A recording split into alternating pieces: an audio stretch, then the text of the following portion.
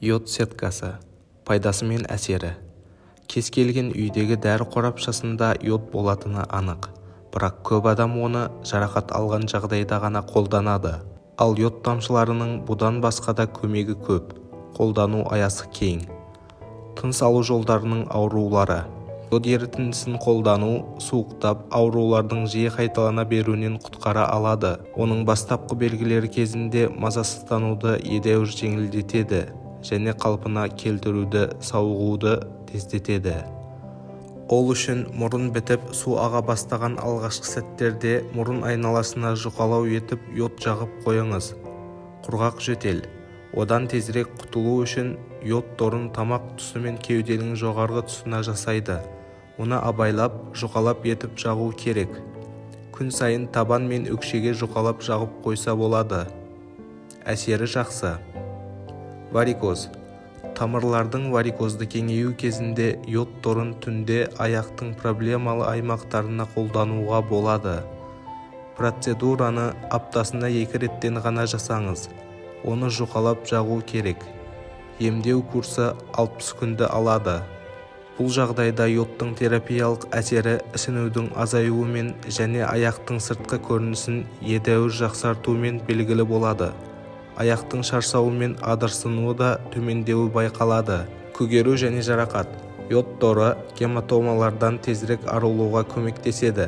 Алайда оны көгерудің салдарынан пайда болған көгеруге бірден қолдануға болмайды.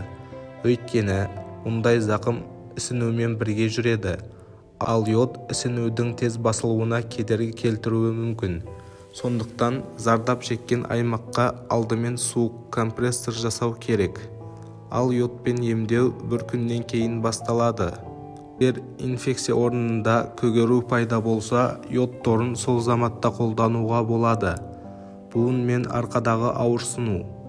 Көптеген адамдарда жас ұлғая келе және үнемі отырықшы жұмыс салдарынан желке құрысып, арқа бұлшық еттері тартылып ауыра бастайды. Йод торы бұл мәселені шешуге көмектеседі. Аптасына 3 рет омыртқаның бойы мен мойнынан бел тұсына дейін тік сызықтар жасаңыз. Йод торы тым қалың болып кетпесін. Әр кеш сайын ұйқы алдында ауыратын буындарға жұқалап йод торын жасауға болады. Ол қабынған буындардағы ауырсынуды басады. Буын ауруының асқынуын тежелейді. Ескертетін жайт. Йод торын таза, құрғақ терге, мақта тампонымен жеңіл қозғалыстармен жұқалап жағу керек.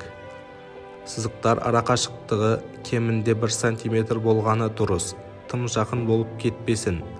Йод ерітіндісі ашық жаралар мен жарылған жерлерге, шырышты қабықтарға түспегені дұрыс. Сондықтан сақ болған жөн.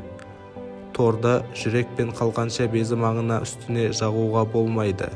Егер дене қызуы көтерілсе, йод процедураларын жүргізу ұсынылмайды.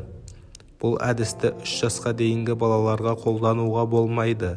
Өйткені йод олардың терісін күйдіріп жіберуі, нәзік тамырларына зиян келтіруі мүмкін.